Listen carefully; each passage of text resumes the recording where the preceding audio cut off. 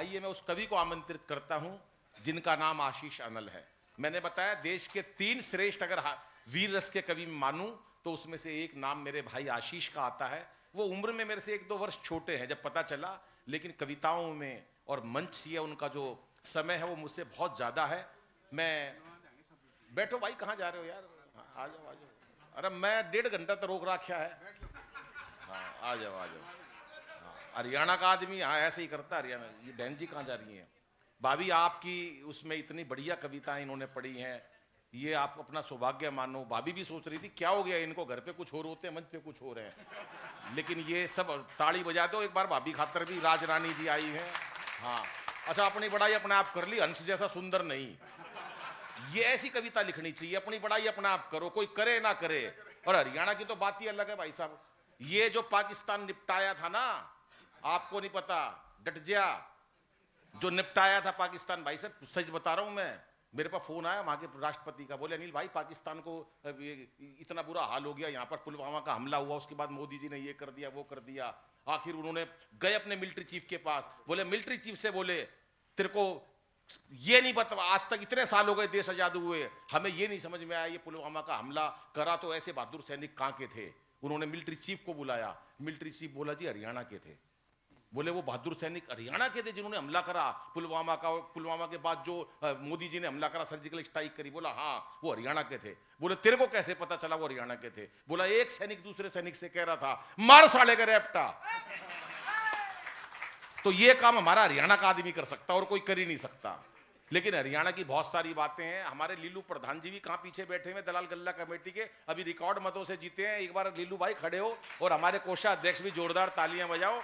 महेंद्र कुमार हमारी नए बाजार मंडी के प्रधान और आज हमारे बीच आए, बैठो। आइए मैं आशीष अनिल को बुलाता हूं। उसके बाद केवल 15 मिनट का कार्यक्रम, राष्ट्रीय गान, और सब मिलकर एक सामूहिक भोजन करेंगे। जीवन में हर रोज लड़ाई झगड़ा राग देश ईर्षा टेंशन दुनिया भर के काम रहते हैं, और ये महफिल अगर सजी है जिसमें आदरणीय बैठे हैं तो बहुत बढ़िया। ये और खाने में जब 15 मिनट रह जाते हैं तो लोगों की संख्या,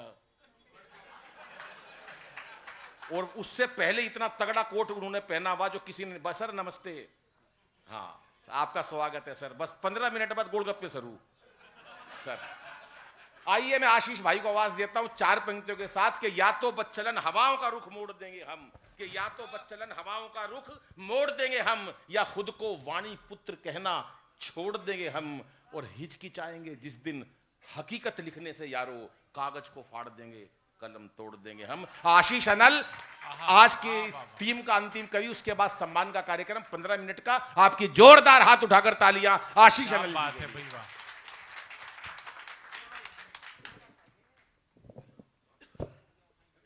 मंच को प्रणाम करता हूं, आप सबकी उपस्थित को नमन करता हूं।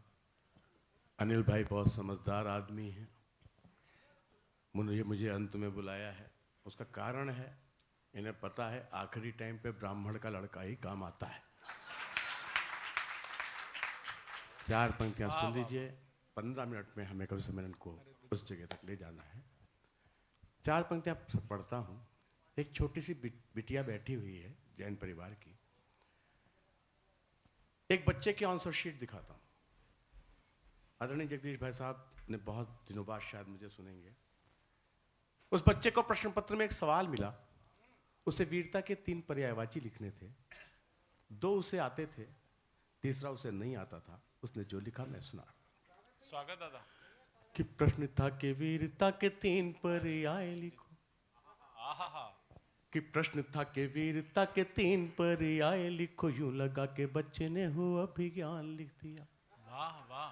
कि प्रश्न था कि वीरता के 3 पर्याय लिखो, यूं हो अभिज्ञान लिख दिया। पहला पर्याय लिखा साहस, तो यूं लगा के पहला पर्याय लिखा साहस, तो यूं लगा के जय जवान जय किसान जय विज्ञान लिख दिया। पहला पर्याय। बहुत बहुत आभार। वाह वाह दादा, वाह। मैंने अभी तक आपसे एक बार भी नहीं कहा ताली बजाने के लिए, लेकिन जब आपके हाथ यहां खामोश नहीं रहे तो मैं विश्वास जी सकता हूं कि तालियों का महोत्सव कैसे होता है, या खाली कुर्सियां भी तालियां का एहसास कैसे दे सकती हैं। मैं विश्वास मानता हूं वो होगा कि पहला पर्याय लिखा साहस तो यूं लगा के जय जवान जय किसान जय विज्ञान लिख दिया। दूजा पर्याय लिखा उसने पराक्रम तो यूं लगा प्रताप का वो स्वाभिमान लिख दिया। यूं लगा प्रताप का वो स्वाभिमान लिख दिया। यूं लगा प्रताप का वो स्वाभिमान लिख दिया। तीजा पर्याय जब उसे याद आया नहीं उसने वहां पे सिर्फ हिंदुस्तान लिख क्या दिया। बात है, आहा जिंदाबाद, वाह दादा जिंदाबाद, आहा वाह वाह वाह वाह वाह वाह, आहा वाह दादा, जय हो, जिंदाबाद दादा। चार पंक्तियां और सुन लीजिए। कुशल ने बात की कि हम यूपी वाले हैं तो उसका हक बनता है, तो मैं तो लखनऊ से आता हूं तो मेरा तो ज्यादा हक बनता है। बहुत अच्छे, वाह दादा। अच्छा, मैं कहीं चले जाऊं, मैं इंडोनेशिया चला जाऊं, दुबई चला जाऊं, कहीं भी चला जाऊं आदरणीय, मैं अपने सीएम का चेहरा भूल नहीं पाता। कारण क्या? भूल तो आप लोग भी नहीं पाते हो। बहुत अच्छे। चार पंक्तियां सुनिए क्यों नहीं भूल पाता। स्वागत दादा। कि चारों ओर से मनुष्य घिरता विपत्ति में तो, अब ये मस्ती पढ़ रहा हूं आपकी, कि चारों ओर से मनुष्य घिरता विपत्ति में तो उसे सिर्फ काशी और काबा याद आते हैं। आहा कि चारों ओर से मनुष्य घिरता विपत्ति में तो उससे सिर्फ काशी और काबा याद आते हैं। जाने कहां छिप गए गायक जो गा रहे थे, जाने कहां छिप गए गायक जो गा रहे थे। बदलावा यूपी में है काबा याद आते हैं। जाने कहां छुप गए गायक जो गा रहे थे। बदलावा यूपी में है काबा याद आते हैं। बैग भर भर के चढ़ाए कल नेताओं पे, आंसुओं में डूबे वो चढ़ावा याद आते हैं।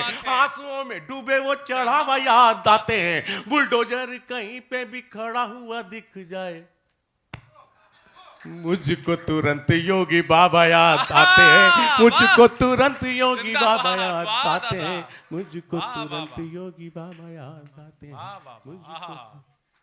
और चार पंक्तियां मैं उस विधा का कवि नहीं हूं, लेकिन मैं शुभकामनाओं के तौर पे हंसराज जी और आदरणीय आपको सौंपता हूं। स्वागत दादा।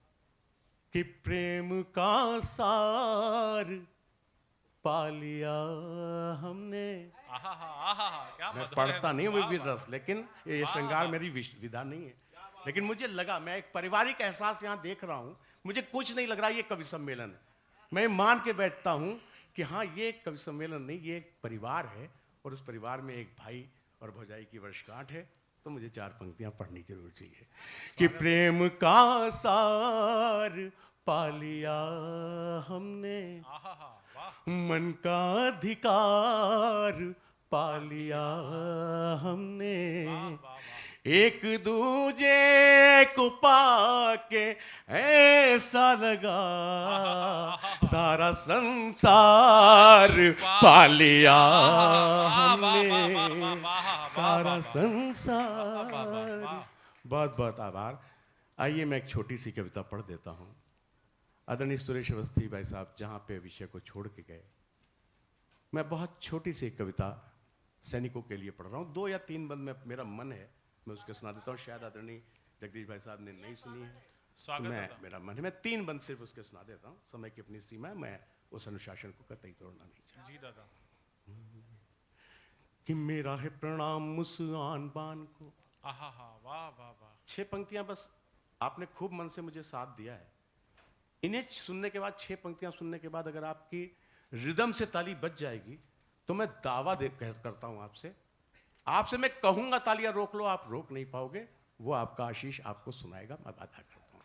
कि मेरा है प्रणाम उस आन बान को, मेरा है प्रणाम उस आन बान को, यानी मेरे सैनिक के स्वाभिमान को। मेरे रोक लीजिए, 6 पंक्तियां सुन लीजिए।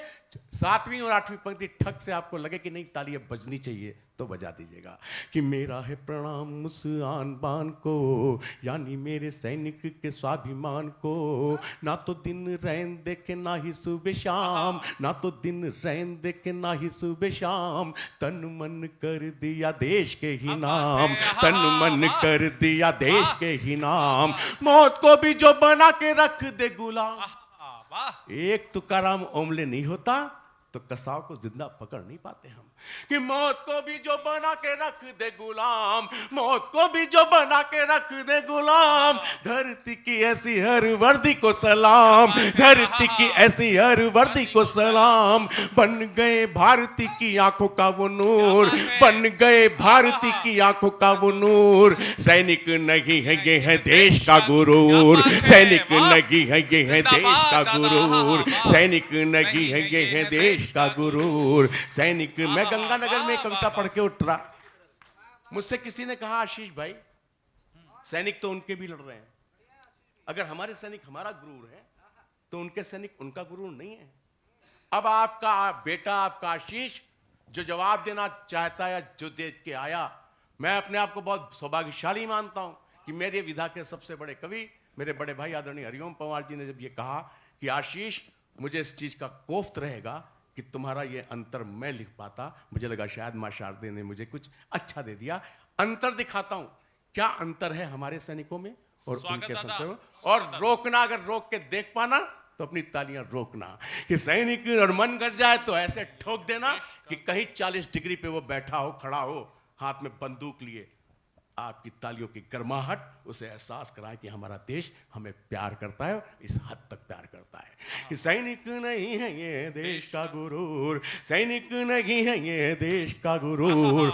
उसमें वो हम में बहुत फर्क है, उसमें वो हम में बहुत फर्क, तो सुनिए पहले कि उसमें वो हम में बहुत फर्क है, उसमें वो हम में बहुत फर्क है, सिद्ध करने को काफी एक तर्क है, उसमें वो हम में बहुत फर्क है, सिद्ध करने को काफी एक तर्क है। उसने सैन्य लाशों के भी शीश काटे हैं, उसने मेरे सैनिकों के शीश काटे हैं, हमने उसकी लाशों को कफन बांटे हैं, हमने उसकी लाशों को कफन बांटे हैं। वाह वाह वाह वाह दादा, वाह वाह वाह। और अगली दो पंक्तियां और जो 2-3 हाथ खामोश रहे, अगली दो पंक्तियां वहां तक पहुंचाता हूं कि सैनिक नहीं है ये देश का गुरूर, उसमें वो हम में बहुत फर्क है, सिद्ध करने को काफी एक तर्क है। उसने सैन्य लाशों के भी शीश काटे हैं, हमने उसकी लाशों को कफन बांटे हैं, हमने उसकी लाशों को कफन बांटे हैं,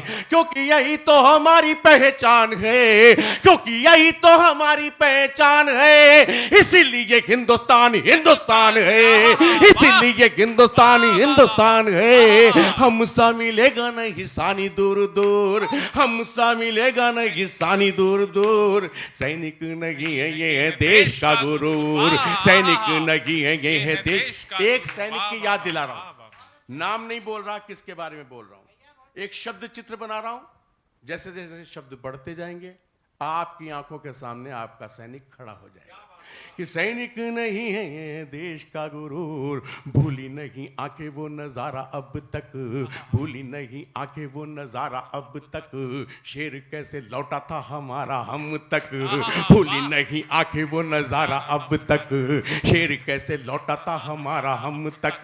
शत्रु ने किया था जिस्म को लहू लुहान, शत्रु ने किया था जिस्म को लहू लुहान, फिर भी कह रहा था जिंदाबाद हिंदुस्तान, फिर भी कह रहा था जिंदाबाद हिंदुस्तान, फिर भी कह रहा था जिंदाबाद हिंदुस्तान। लंका डरी हनुमान जी की पूंछ से, लंका डरी हनुमान जी की पूंछ से, पाक डरा अभिनंदन की मूंछ से, पाक डरा अभिनंदन की मूंछ से, थर थर कांपा जिसको भी दिया घूर, थर थर कांपा जिसको भी दिया घूर। सैनिक नहीं है ये है देश का गुरूर, सैनिक नहीं है ये है देश का गुरूर, सैनिक नहीं है ये है। भारत माता की